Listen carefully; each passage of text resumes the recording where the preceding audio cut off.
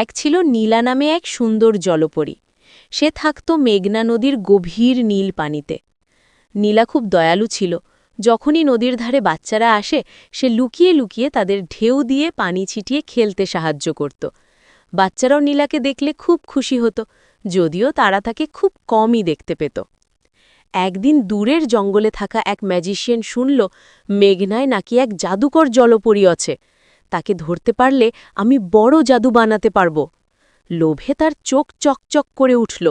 সে নৌকা নিয়ে নদীর ধারে এসে বসল এবং বিশাল এক জাদুর জাল ফেলল। কিছুক্ষণ পর নীলা খেলার শব্দ শুনে পানির ওপরে উঠল। ঠিক তখনই জাদুর জাল তাকে শক্ত করে বেঁধে ফেলল। নীলা ভয় পেয়ে বলল, তুমি আমাকে কেন ধরলে? ম্যাজিশিয়ান হাসল, তোমার জাদু নিয়ে আমি বিখ্যাত হব। এ কথা শুনে পাশেই খেলা করা বাংলাদেশি বাচ্চারা চমকে গেল। তারা দৌড়ে এসে বলল, চাচা, কেউ যদি দয়ালু হয় তাকে কষ্ট দেওয়া পাপ। ম্যাজিশিয়ান পাত্তা দিল না। সে নীলাকে টেনে নৌকার দিকে নিতে লাগল। তখন বাচ্চারা একসাথে পরিকল্পনা করল। কেউ দৌড়ে নদীর পানি ছুঁড়ল, কেউ কাঠি দিয়ে জাল কাটার চেষ্টা করল। নীলা নিজেও আলতো করে তার পানির জাদু ব্যবহার করল। ধীরে ধীরে জাল দুর্বল হয়ে গেল আর শেষমেশ ছিঁড়ে গেল। নীলা মুক্ত। হঠাৎই ম্যাজিশিয়ান বুঝে গেল বাচ্চারা একসাথে কত শক্তিশালী।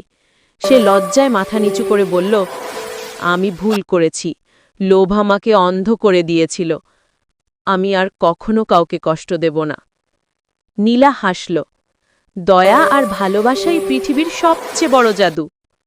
বাচ্চারা উল্লাসে চিৎকার করল আর নদীর ওপর ছোট ছোট ঢেউ নাচতে লাগল। সেদিন থেকে ম্যাজিশিয়ানও বাচ্চাদের সঙ্গে ভালো কাজ করা শুরু করল। আর নীলা, জলপরী, সে এখনও নদীর বাচ্চাদের বন্ধু।